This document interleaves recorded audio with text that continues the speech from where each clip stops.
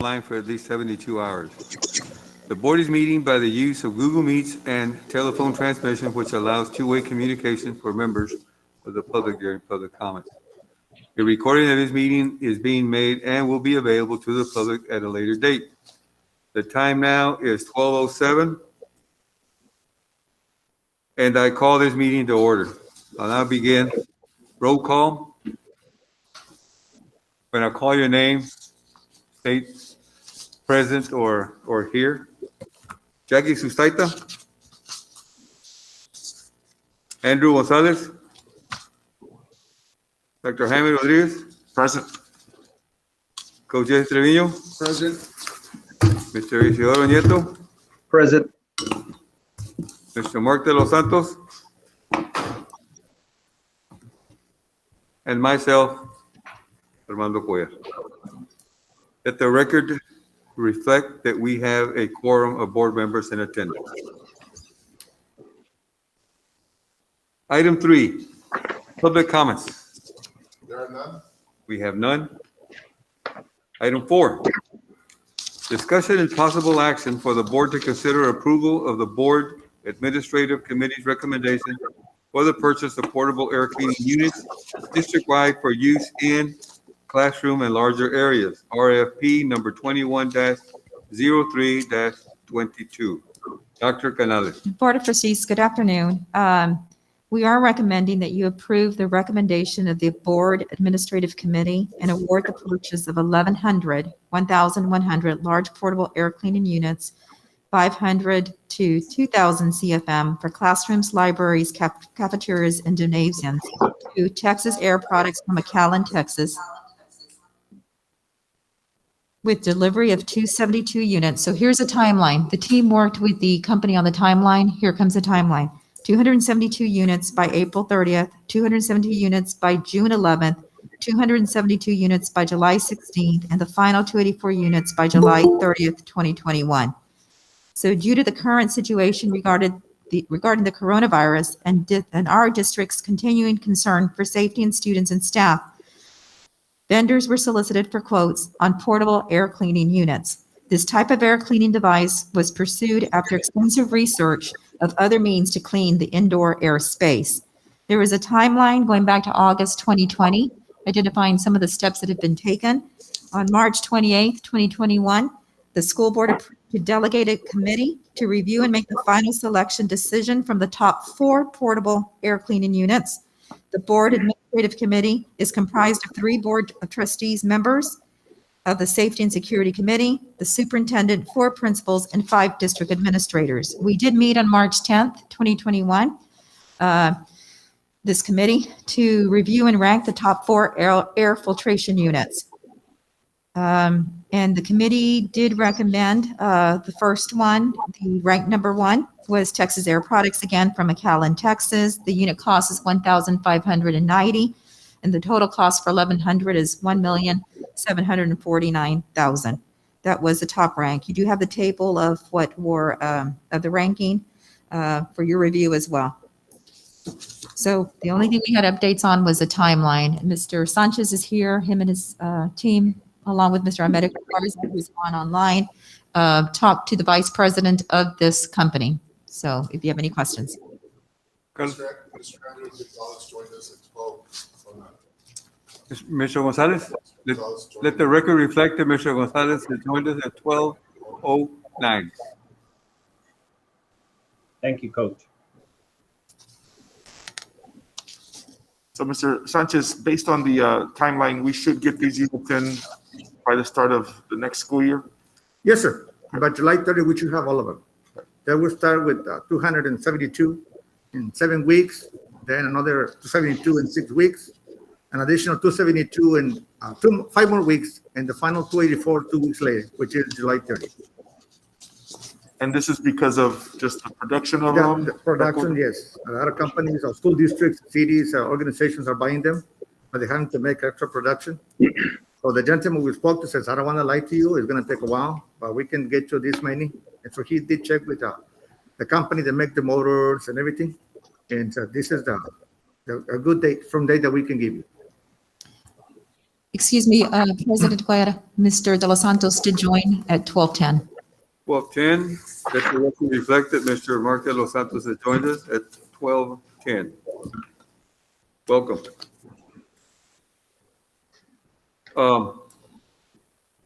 When they do come in, are we gonna start using them immediately, or are you gonna stash them somewhere and wait till everything comes in? And if you are gonna use them immediately, do you already know where you're gonna start using them?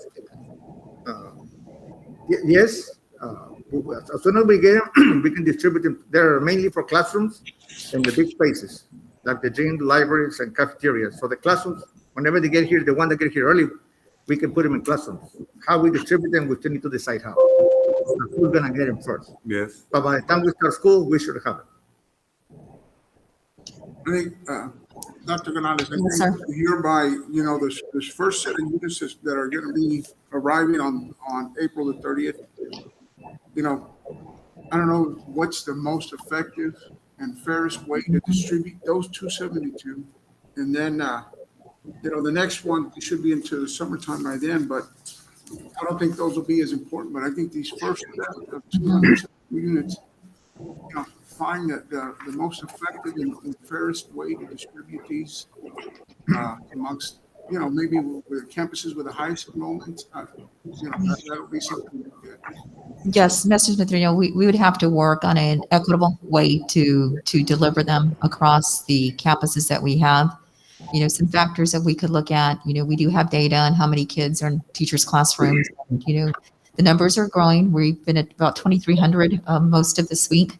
So we'll have to use that data and come up with the most equitable. The important point is not everybody's going to get them right away. And we do know we want them in classrooms where there are students who are in attendance.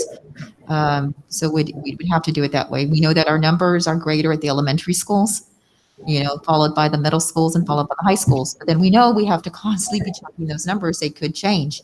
The other thing is the units that we're thinking of, they're on casters. So, we can adjust, work on something that adjusts as needed to the spaces where there's more students than less students with a teacher in the classroom. So we'll have to come up with a system. That's going to take some time. Yes. They come here, April 30th, and we will keep the board informed about what that plan looks like. Okay, thank you. Coach Cuellar, Yes. I move to approve the administrative committee's recommendation for the purchase of the portable air units district-wide as agreed by the committee. I'll second the motion.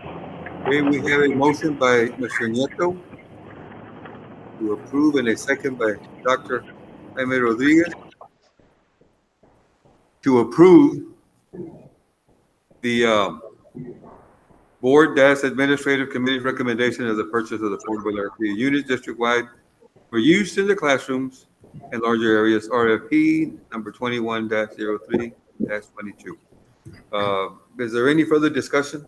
Real quick here, Americo, for those who weren't part of the committee, can you just highlight why this is the best option? Yes, Dr. Rodriguez, Dr. Canales, members of the board. So we did assess those units that are in the board. I believe we left them there. There's 4 units that made the final list.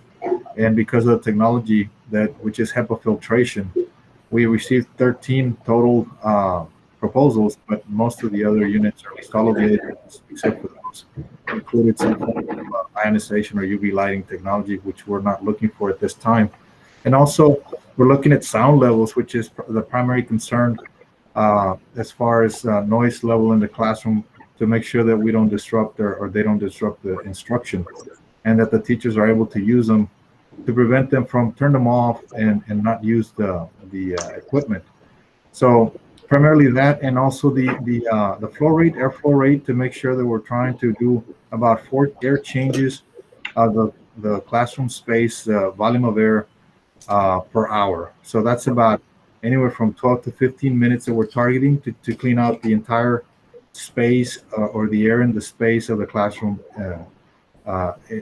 once. So that would be about 4 times an hour. Thank you. And Coach Cuellar, Yes, the recommendation of the principals who were part of the committee recommended this unit too. excellent, excellent. Well, let's take it to a vote then. Signify your approval by saying aye by calling your name. Jackie Susaita, Mr. Andrew Gonzalez, Aye. Dr. Jaime Rodriguez, Aye. Jose Trevino, Aye. Mr. Isidro Nieto, Aye. and Mr. Mark De Los Santos. Aye. Motion carries. Item 5, discussion and possible action to approve a resolution regarding supplemental pay to district nursing staff during the COVID vaccine closed point of distribution, POD, event on or about March 16, 2021. Dr. Canales? Our district goals is parent, community, business, and industry partnerships. The COVID-19 pandemic has affected our entire community in one form or another. Since a vaccine first became available, our district nursing staff have played a key role in the vaccine distribution to the community. Through our partnership with the City of Weslaco and Hidalgo County, district nurses and staff have assisted with providing approximately 7,000 vaccines to our community. There is a closed point of distribution for vaccination scheduled for March 16th. That's during spring break. This one is strictly open to our school employees. This event will be open also to the employees of Mercedes ISD, Ed Couch Elsa ISD, Progreso ISD, and Dawn ISD as well. Board members, you are authorized under Texas Education Code Section 45.105 to expend funds of the Weslaco Independent School District for purpose necessary in the conduct of public schools as determined by the board. We're presenting this resolution for your consideration, and we're asking for your approval to address the following concerning district nursing employees. That you acknowledge that during a pandemic, it is in the best interest of school safety and operations that all district employees obtain a COVID vaccine should they be inclined. That you acknowledge that the Texas Department of Health Services recently determined that school and child care personnel are eligible to receive COVID vaccines. That you acknowledge that the district participates in an interlocal agreement with Hidalgo County Health Department pursuant to the Interlocal Cooperation Act, Texas Government Code 791.001, which authorizes local governments to contract with each other to perform governmental functions and services under the terms of the act, and that a need exists to address the circumstances of the pandemic. That you believe it is appropriate to compensate district nursing staff to participate and administer COVID-19 vaccinations during a closed, which means school employees only, point of distribution event scheduled during spring break while our RNs and LVNs are off contract. And that you conclude that providing the supplemental pay provided herein serves the public purposes of protecting staff and students and maintaining morale. So we're asking for supplemental pay for the nursing staff. The recommendation is $30 per hour for registered nurses and $20 for licensed vocational nurses or LVNs. The point of distribution is expected to run from 7 a.m. on March 16th to about 3 p.m. on that day. I move to approve. A second. Okay, Mr. Nieto. Andrew. Mr. Gonzalez. Oh, Andrew, Mr. Gonzalez, there. Okay, Yes. Mr. Nieto moves to approve, and Dr. Jaime, second. Is there any discussion? Yes. I have a question. Dr. Canales, where are we going to host it, and how many staff members will we utilizing? I'm going to have Mr. De La Rosa, who's been working with the city on this, respond. Mr. De La Rosa. Yes, good afternoon, Dr. Canales, Mr. President, members of the board. The event will be held at the Knapp Medical Center Conference Center. Okay. And the city has reserved 300 doses for WISD employees. And how many staff members, Dr. Canales, are we going to utilize? How many nurse staff members? Mr. DeRosa, do we have a firm count already? Or- Yes, we do. You're looking at about 12 total RN. It's 17. Oh, thank you, Ms. Kaufman. There's Ms. Coffin. Okay, 17. Okay, good. And this is the first of, well, it's not the first, it's like the second. There are plans for the following week and then the week after that as well. So we are targeting by the end of March, having every employee who has pre-registered on the forms that were sent out on February 2nd. And if they registered after that, to receive a vaccination, every employee who wants to by the end of Okay. Thank you, Dr. Canales. And thank you, Mike. Thank you, guys. Any further discussion? Okay, let's vote on the motion by Mr. Gonzalez and the second by Dr. Rodriguez to approve the resolutions regarding supplemental pay to the district nursing staff for the COVID vaccine close point of distribution POD event on or about March 15th. Signify your approval by saying aye when I call your name. Ms. Jackie Susaita? Mr. Andrew Gonzalez? Aye. Dr. Jaime Rodriguez? Aye. Coach Jesse Trevino? Aye. Mr. Isidoro Nieto? Aye. And Mr. Mark de los Santos. Aye. Motion carries. Ms. Kaufman, can you let all the nurses know that we appreciate everything that they do? Thank you. Oh, I certainly will. Thank you. Thank you. And it goes without saying, you know, there's a lot of appreciation for those that are part of the front line workers, and it goes district wide. You know, every day that we have staff showing up to work, it's really something special to see, and very, very appreciative because trying times that we're still learning about what we're dealing with, and although things are getting better, it's still there, and it's important to keep fighting this thing to the best of our ability, and we're very appreciative to everybody that's out there working for us. Okay, item 6, closed meeting to discuss A, personnel matters, Texas Government Code 551.074. 1, employment of personnel. 2, resignations. 3, deliberation regarding the appointment, employment, evaluation, reassignment, duties, discipline, or dismissal of a public officer or employee. Texas Government Code 551.074 and 551.071.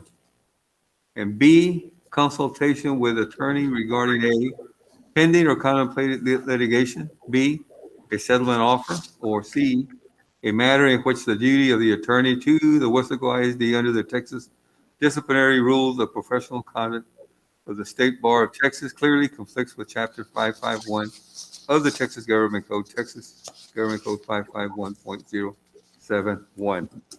The time is 12:25, and we will go into closed session.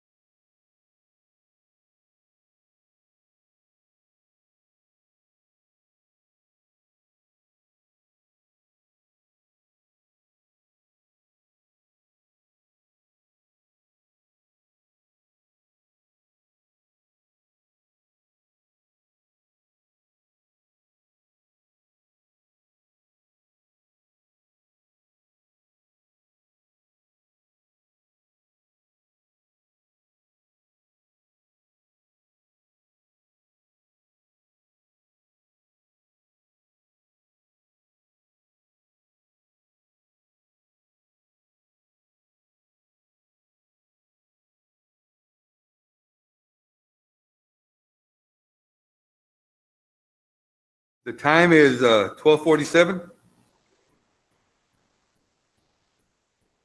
And we have reconvened in open meeting. Let the record reflect that Mrs. Jackie Sustaita joined the meeting at 12:25 and Mr. Andrew Gonzalez left at 12:25. Okay. A, possible action if necessary on items discussed in closed meeting. Dr. Canales. Board trustees, we do have the employment of personnel that I'm recommending your approval for as discussed in closed session. I'll move to approve. Hey, Dr. Rodriguez, moves to approve. Do I have a second? I second. Oh, Jesse. Okay, let's take it to a vote. Is there any discussion necessary, or are we ready to take it to a vote? Okay. Take it to a vote. Let's take it to a vote. Signify your approval by saying aye. Mr. Jackie Susaita, Aye. Dr. Jaime Rodriguez, Aye. oh, Jesse Trevino, Aye. Mr. Isidoro Nieto, Aye. and Mr. Mark de los Santos. Aye. Motion carried. Item 8, adjournment. So move. We are adjourned. The time now is 12:49.